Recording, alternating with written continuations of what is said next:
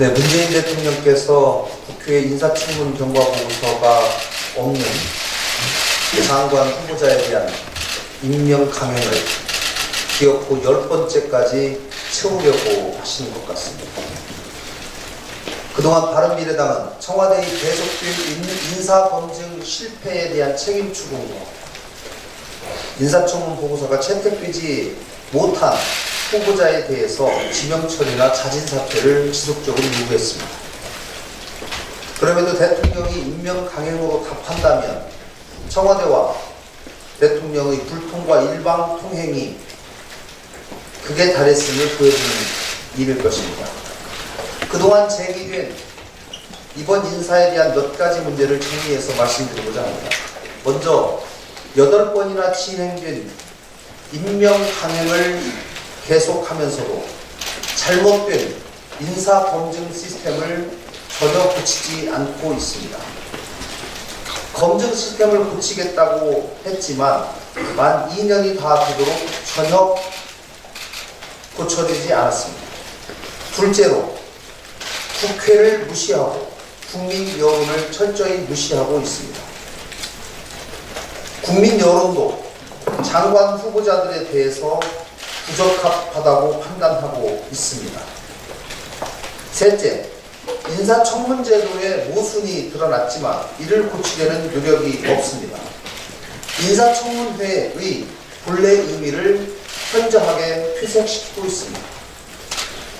현행 인사청문제도는 후보자가 아무리 부적격하더라도 대통령이 임명 강행을 하면 그만입니다. 촛불 정신을 그렇게 강조하고 있는 대통령과 청와대가 제대로 된 개혁 의지를 갖고 있고 국가 시스템 개선에 대해서 조금이라도 관심이 있다면 인사청문제도의 개선에 앞장서야 했습니다. 그렇지만 그렇지 않았습니다.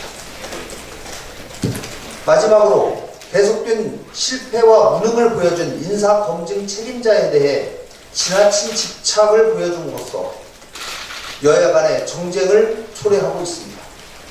이것은 원활한 국정 운영에 초점을 둔 것이 아니라 청와대와 여당의 정치적 이익을 우선으로 하고 있는 것입니다. 대통령은 이러한 불통과 일방통행으로 여야 간 정쟁을 유발해놓고 해외 순방을 나가버린다면 이후부터는 야당의 맹렬한 반대와 비판을 여당이 감내하게 감당해야만 합니다. 무책임한 행동입니다. 이제라도 대통령은 무능과 무책임의 상징이 된 조국 민정수석을 경질해야 합니다. 조국 수석을 사정기관을 담당하거나 인사검증 업무를 담당하는 민정수석에서 제외시켜서 꼭 필요하다면 사법개혁위원장으로 임명하십시오. 그러나 민정수석은 아닙니다. 대통령께서 국회를 존중하고 국민 여론을 겸허히 받아들이기를 바랍니다. 대통령의 결단을 다시 한번 촉구합니다. 민주노총의 사회적 대화에 적극적인 동참을 다시 한번 촉구하고 4월 총파업에 대해서는 심각한 우려를 표합니다. 이제 민주노총은 약자가 아닙니다. 사회 곳곳에 큰 영향력을 갖고 있는 단체입니다. 민주노총이 사회적 대화나 타협이 아니라 강력한 투쟁만을 고수하는 것은 책임있는 자세가 아닙니다. 특히 탄력근로제 단위기간 확대를 반대하는 시위를 하다가 민의 전당인 국회의 담장을 부수고 경찰과 기자를 폭행한 것은 심히 우려스럽습니다. 문재인 정부가 공을 들여서 만들어낸 경사노위 합의나 광주형 일자리 등을 전면 부정하는 것 역시 민노총의 사회적 책임을 제대로 다하지 못하고 있는 모습입니다. 국가 경제가 심각한 수준으로 치닫고 있는 이때 민주노총이 총파업까지 한다면 이것은 국가 경제에 지나친 영향을 줄 일이고 국가 신용도에도 심각한 영향이 미칠 수 있습니다.